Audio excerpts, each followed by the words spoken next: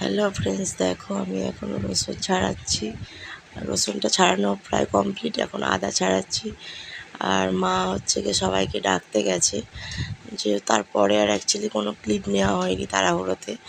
এবার দেখো কী রান্না হয়েছে: ভাত, মাছের মাথা দিয়ে ডাল, পটল চিংড়ির তরকারি, মাংস, আর এটা হচ্ছে মিহিদানা, এটা হচ্ছে মাছের ঝাল, আর হচ্ছে কি চাটনি, আম দিয়ে চাটনি হয়েছিল, আর পায়েস, আর হয়েছিল পাঁপড়।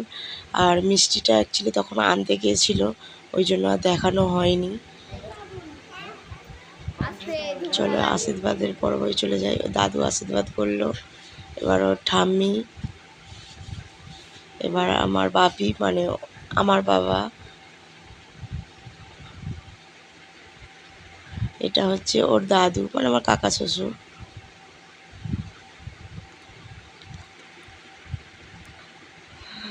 টাকা পেয়ে তো আমার ছেলে খুব খুশি। এটা আমার মাসি শাশুড়ি, এটা আমার ছোটো মাসি শাশুড়ি, এটা ওদের পড়ার আন্টি, অর্ক যেখানে পড়ে ওর পড়ার আন্টি। এটা আমার পিসি, আমার ছোটো পিসি। এটা হচ্ছে কি ওর মানে পাশের বাড়ির একটা দাদা হয়, ওর অর্কর কাকাই হয়। এটা অর্কর বাবা।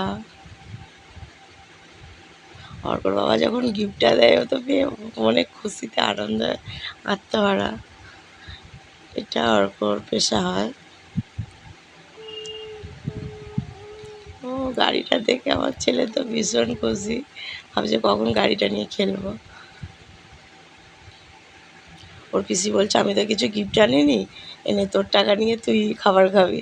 বলছে কেন, ওটা তো আমার টাকা, আমার টাকা নিয়ে আমাকে দিলে হবে না, তোমাকে অন্য গিফট দিতে হবে। ওই জন্য বলছে ঠিক আছে, আমি তোমাকে উপহার দিয়ে দিচ্ছি।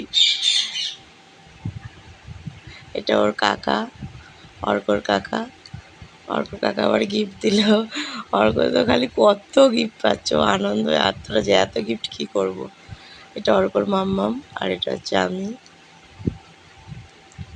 আমাকে বলছে, মা আমি কিন্তু বেশি কিছু খাবো না, আমি আর খেতে পারছি না মিষ্টি, সামান্য একটু দিয়েছি, তাই বলছে আমি আর খেতে